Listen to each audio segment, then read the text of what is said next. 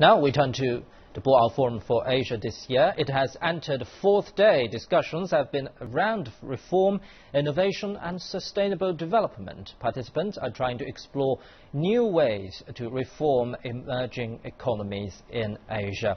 For more on that, let's cross live to our reporter Guanxing, who's been following the event very closely in Boao. Hello, Guanxing, tell us the highlights of Friday. Afternoon, Pandon. Well, a buzzword today is China-U.S. relations. Some see the two largest economies in the world are in fierce competition, but others see a symbolic relationship. To find more on this, our studio discussions are joined by two distinguished guests, Mr. Carlos Gutierrez, chairman of Albright Stonebridge Group and also the former U.S. Commerce Secretary. Thank you for joining us. And Dr. Yu Kong Huang, he was the director of World Bank's China Bureau. Thank you so much for joining us on CCTV News today.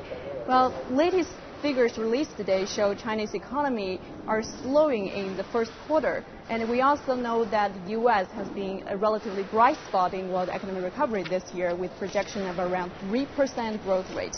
Mr. Gutierrez, we know there is an interdependency between the two largest economies. Are you worried about the downside risks of China's economy? Well, you know, as the Premier said yesterday, China may grow 7.5%, a range up or down. That's a very strong growth rate. The worry, of course, is that there has been a lot of capacity added in China, and that is already in GDP numbers that came in previously. And in order to keep that moving and pay off the debt that it took to add that capacity and use that capacity, you need to continue to grow. So 7.5% is a very good number, and most countries in the world would love to get near that. But because of the need to keep the machine going, 7.5% is necessary, close to 7.5%. So there are more important structural issues in the economy that need to be focused on. And Dr. Huang, let's turn to China-U.S. economic relations. Some people see the two countries as a producer and a consumer. That might be true in the past, but China is trying to shift its economic growth model away from the export sector. In your opinion, how much has been changed? This is an interesting issue.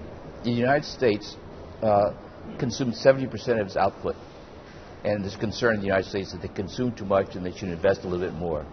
Here in China, they consume 75% of their output. So the concern is they should consume a little bit more and perhaps invest a little bit less. But here's a China growing at 7.5% a year. Consumption is growing at 9% a year in real terms, the highest in the world by far. It actually is growing in terms of pure consumption, demand globally, twice as fast as the United States. So in some ways, I don't think China needs to be apologetic about its consumption. It's actually growing very robustly. We're talking about demand and the supply side. I remember that when Mr. Gutierrez, when you were the Commerce Secretary for the United States, there were a lot of criticism about China's currency manipulation, and that was blamed for the imbalances between China and the U.S. But now China's Finance Minister Lou Jiwei said the U.S. is lagging behind in this rebalancing efforts, meaning maybe you're consuming too much. Do you agree with that? Well, you know, 70% of our economy is consumer consumption, and that's a big part of the U.S. economy. Consumers have delevered their balance sheet a little bit. Corporations have delevered quite a bit.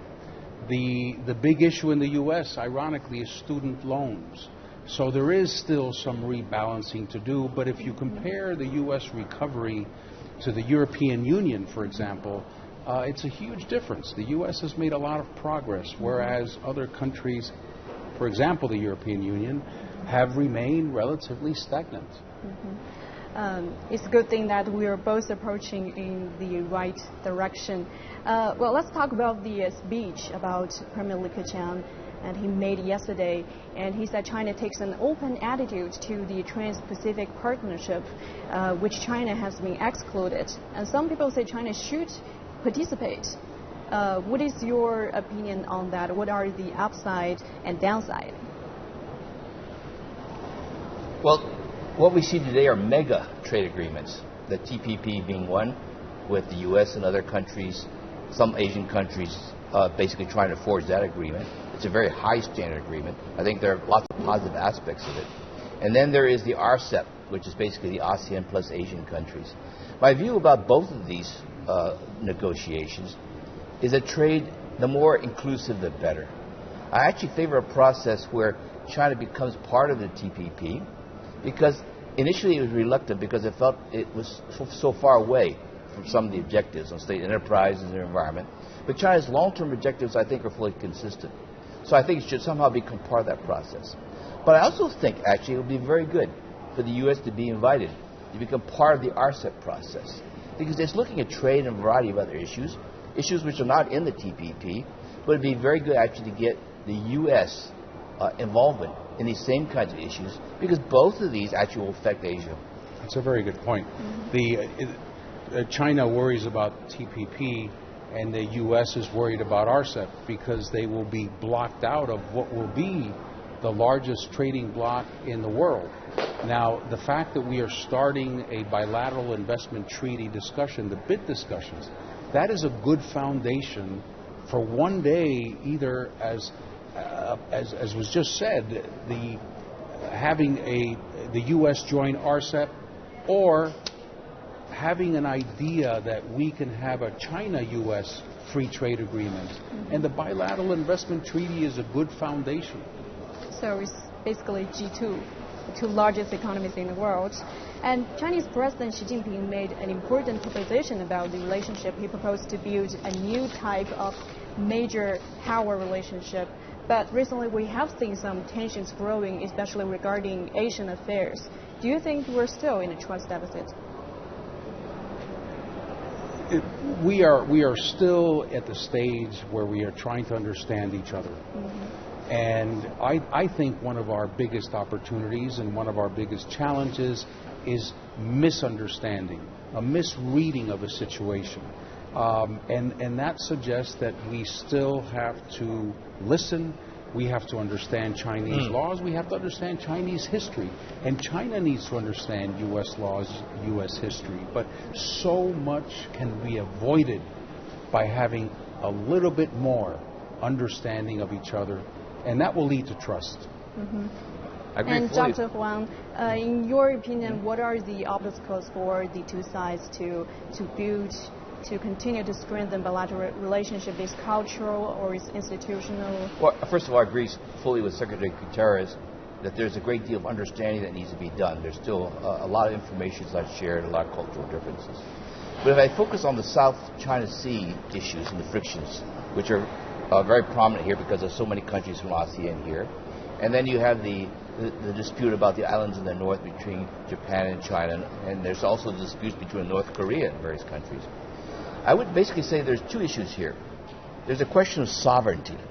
Who actually owns these islands? And my view is you cannot resolve sovereignty issues very easily. Countries are very nationalistic, they have firm principles, they're not likely actually to be very flexible. But it also creates a lot of tensions. But it's a lot easier to deal with the economic issues. And the second one? The resource rights, fishing rights, joint exploration. We have examples of other parts of the world where sovereignty issues are not addressed, but they've been able to forge agreements on peaceful development of resources among the countries concerned.